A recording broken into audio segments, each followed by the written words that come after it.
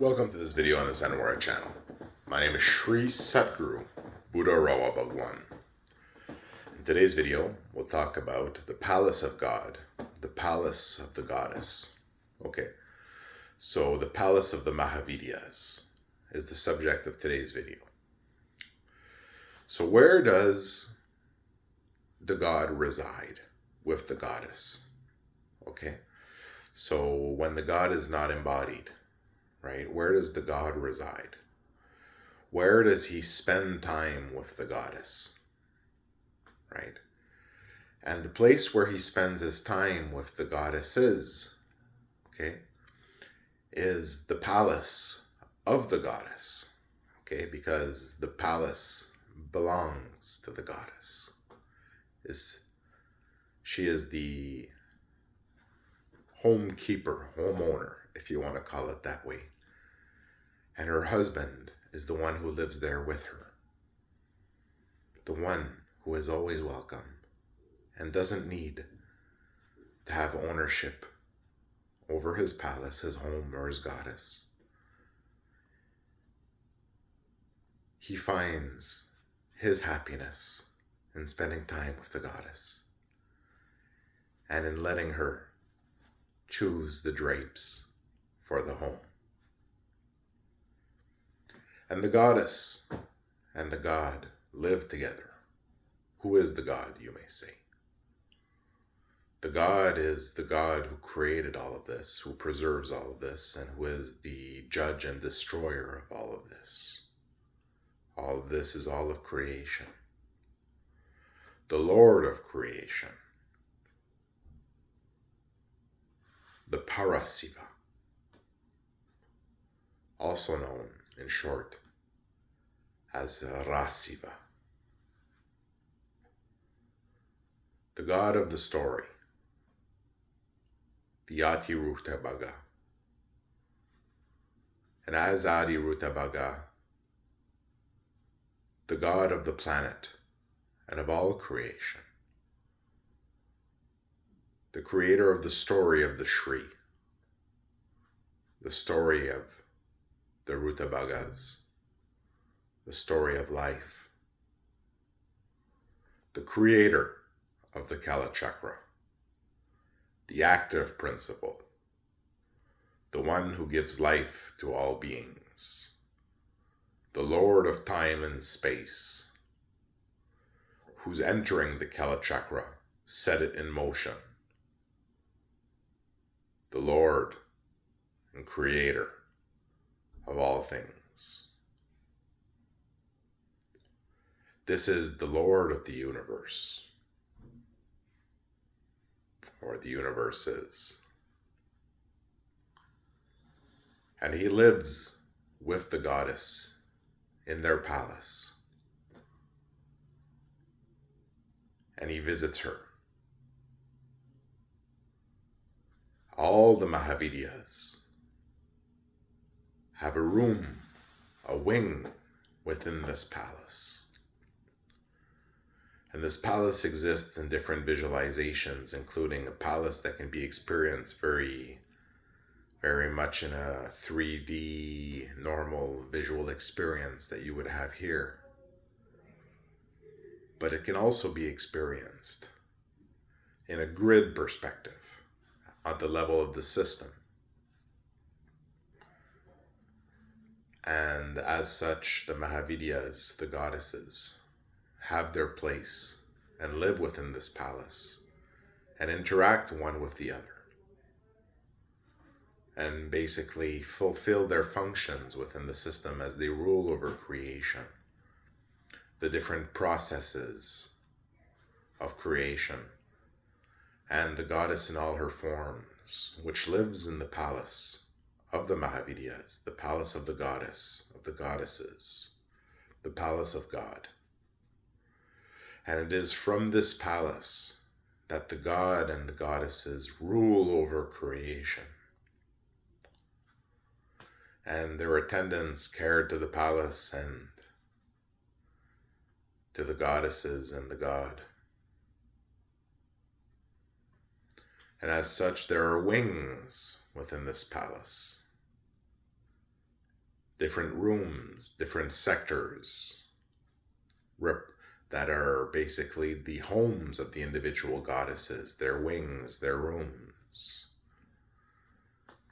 And the palace is a beautiful thing to behold. The palace of God and of the goddess. This experience of seeing the palace can also be had by the experience of traveling to the domain of the Mahavidyas. And in those experiences, experiencing the palace in some of those domains. The god and the goddesses exist in different windows and have different domains in this sense. They are variegated and have different forms and windows. This is one of the unique things about the goddess and all her forms, and her husband, the god, and all his forms. They are variegated.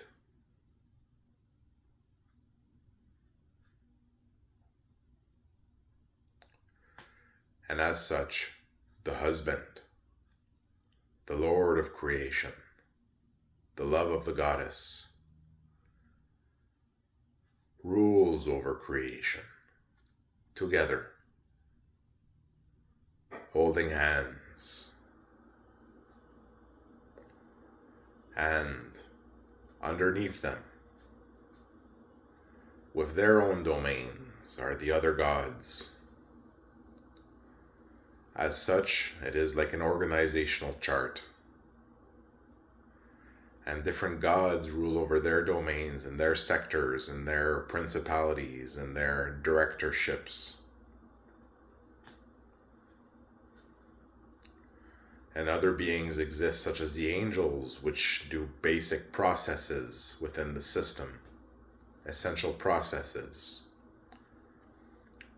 and take their orders and instructions from God the Father in heaven, as the light of God descends and instructs the angels in the great Colosseum, the great church,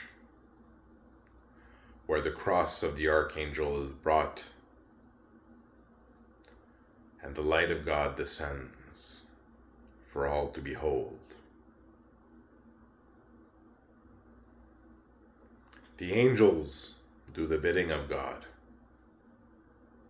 And as God changes processes within the system according to his will, the angels put in place these processes.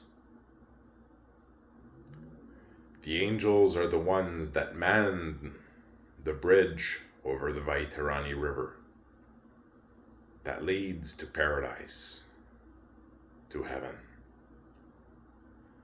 And the angels are the ones who guide devas along their path in the light of God. There are other beings, such as Rakshasas and Asuras, which seek to feed upon the Deva. The Rakshasas have illusion magic to deceive the Deva. And the greatest victory that the Asuras and Rakshasas ever did against the Devas was to make them forget that they were Devas. That the living sentient beings of this creation are the Devas, all of them. And that all of them grow in the light of God. They should seek to remain in that light of God and not be deceived and corrupted by the darkness of that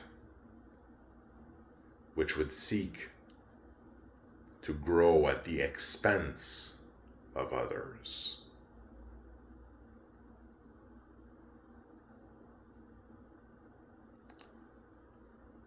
In this way, the god and goddess rule over creation and all beings,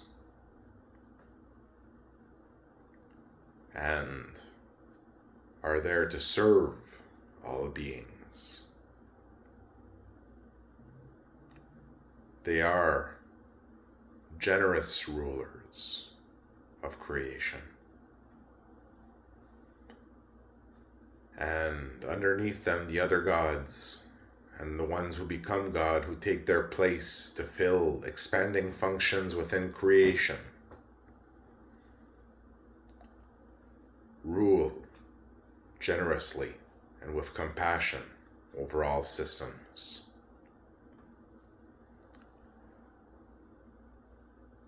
And we seek peace now within the system.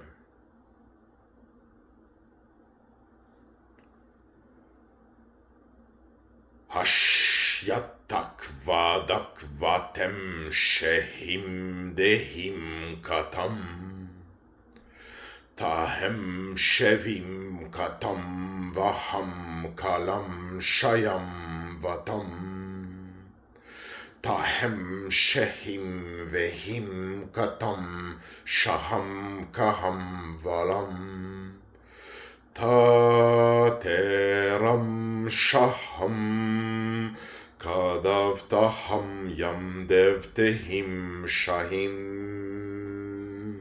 Satguru Buddham Maitreya Vadashahat Kalam